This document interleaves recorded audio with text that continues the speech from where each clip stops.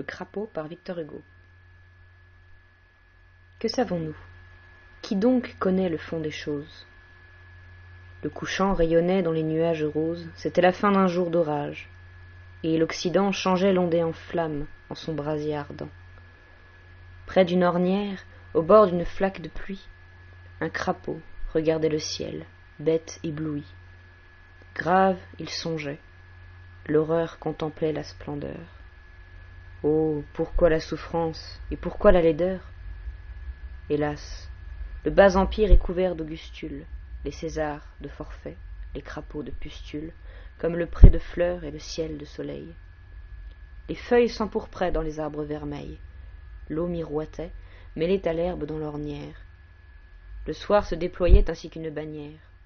L'oiseau baissait la voix dans le jour affaibli, tout s'apaisait dans l'air, sur l'onde. Et, plein d'oubli, le crapaud sans effroi, sans honte, sans colère, doux, regardait la grande auréole solaire. Peut-être le maudit se sentait-il béni. Pas de bête qui n'est un reflet d'infini, pas de prunelle abjecte et vile qui ne touche l'éclair d'en haut, parfois tendre et parfois farouche. Pas de monstre chétif, louche, impur, chassieux, qui n'ait l'immensité des astres dans les yeux.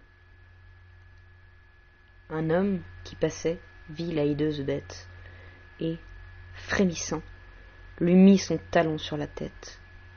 C'était un prêtre, ayant un livre qu'il lisait. Puis une femme, avec une fleur au corset, vint et lui creva l'œil du bout de son ombrelle. Et le prêtre était vieux, et la femme était belle. Vinrent 4 écoliers, sereins comme le ciel. J'étais enfant, j'étais petit, j'étais cruel. Tout homme sur la terre où la mère a servi peut commencer ainsi le récit de sa vie. On a le jeu, l'ivresse et l'aube dans les yeux. On a sa mère, on est des écoliers joyeux. De petits hommes gais, respirant l'atmosphère à plein poumon, aimés, libres, contents. Que faire sinon de torturer quelque être malheureux? Le crapaud se traînait au fond du chemin creux. C'était l'heure où les champs, les profondeurs s'azurent. Fauve, il cherchait la nuit. Les enfants l'aperçurent et crièrent « Tuons ce vilain animal, et puisqu'il est si laid, faisons-lui bien du mal. » Et chacun d'eux, riant, l'enfant rit quand il tue, se mit à le piquer d'une branche pointue, élargissant le trou de l'œil crevé, blessant les blessures, ravi, applaudi du passant. Car les passants riaient, et l'ombre sépulcrale couvrait ce noir martyr qui n'a pas même un râle. Et le sang affreux de toutes parts coulait sur ce pauvre être ayant pour crime d'être laid. Il fuyait, il avait une patte arrachée, un enfant le frappait d'une pelle ébréchée, et chaque coup faisait écumer ce proscrit qui, même quand le jour sur sa tête sourit, même sous le grand ciel, rampe au fond d'une cave. Et les enfants disaient « Est-il méchant? Il bave !» Son front saignait, son œil pendait dans le genêt, et la ronce, effroyable à voir. Il cheminait. On eût dit qu'il sortait de quelque affreuse serre. Oh, la sombre action empirait la misère, ajoutait de l'horreur à la difformité. Disloqué, de cailloux en cailloux cahotés, il respirait toujours. Sans abri, sans asile, il rampait. On eût dit que la mort difficile le trouvait si hideux qu'elle le refusait. Les enfants le voulaient saisir dans un lacet, mais il leur échappa, glissant le long des haies. L'ornière était béante, il y traîna ses plaies, et s'y plongea, sanglant, brisé, le crâne ouvert, sentant quelque fraîcheur dans ce cloaque vert, lavant la cruauté de l'homme en cette boue. Et les enfants, avec le printemps sur la joue, blonds, charmants, ne s'étaient jamais tant divertis. Tous parlaient à la fois, et les grands aux petits criaient « Viens voir, dis donc, Adolphe, dis donc, Pierre. Allons pour l'achever prendre une grosse pierre. » Tous ensemble, sur l'être au hasard exécré, ils fixaient leurs regards, et le désespéré regardait s'incliner sur lui ses fronts horribles. Hélas, ayons des buts, mais n'ayons pas de cible, quand nous visons un point de l'horizon humain. Ayons la vie et non la mort dans notre main. Tous les yeux poursuivaient le crapaud dans la vase. C'était de la fureur, et c'était de l'extase. Un des enfants revint, apportant un pavé, pesant, mais pour le mal aisément soulevé, et dit « Nous allons voir comment cela va faire. » Or, en ce même instant, juste à ce point de terre, le hasard amenait un chariot très lourd, traîné par un vieux âne, éclopé, maigre et sourd. Cet âne harassé, boiteux et lamentable, Après un jour de marche approchait de l'étable, il roulait la charrette et portait un panier. Chaque pas qu'il faisait semblait l'avant-dernier. Cette bête marchait, battue, exténuée, les coups l'enveloppaient ainsi qu'une nuée.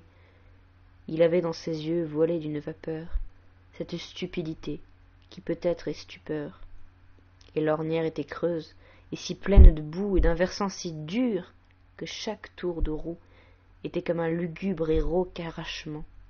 Et l'âne allait geignant, et l'ânier blasphémant. La route descendait et poussait la bourrique. L'âne songeait, passif, sous le fouet, sous la trique, dans une profondeur où l'homme ne va pas.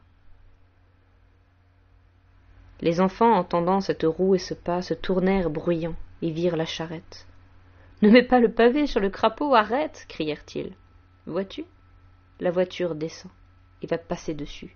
C'est bien plus amusant. » Tous regardaient. Soudain, avançant dans l'ornière où le monstre attendait sa torture dernière, l'âne vit le crapaud. Et triste, hélas, penché sur un plus triste, lourd, rompu, morne, écorché. Il sembla le flairer avec sa tête basse, se força, ce damné, ce patient fit grâce. Il rassembla sa force éteinte, et roidissant sa chaîne et son licou sur ses muscles en sang, résistant à l'ânier qui lui criait « Avance !» maîtrisant du fardeau l'affreuse connivence, avec sa lassitude, acceptant le combat, tirant le chariot et soulevant le bas. Hagard, il détourna la roue inexorable, laissant derrière lui vivre ce misérable. Puis, sous un coup de fouet, il reprit son chemin. Alors, lâchant la pierre échappée à sa main, un des enfants, celui qui conte cette histoire, sous la voûte infinie, à la fois bleue et noire, entendit une voix qui lui disait « Sois bon !» Bonté de l'idiot, diamant du charbon, sainte énigme, lumière auguste des ténèbres. Les célestes n'ont rien de plus que les funèbres. Si les funèbres, groupe aveugle et châtié, songent, et n'ayant pas la joie, ont la pitié. Ô spectacle sacré, l'ombre secourant l'ombre, l'âme obscure venant en aide à l'âme sombre, le stupide attendri sur l'affreux se penchant, le damné bon faisant rêver l'élu méchant, l'animal avançant lorsque l'homme recule dans la sérénité du pâle crépuscule. La brute par moments pense, et sent qu'elle est sœur de la mystérieuse et profonde douceur. Il suffit d'un éclair de grâce brille en elle pour qu'elle soit égale à l'étoile éternelle. Le baudet qui, rentrant le soir, surchargé, là, mourant, sentant saigner ses pauvres sabots plats, fait quelques pas de plus, s'écarte et se dérange, pour ne pas écraser un crapaud dans la fange.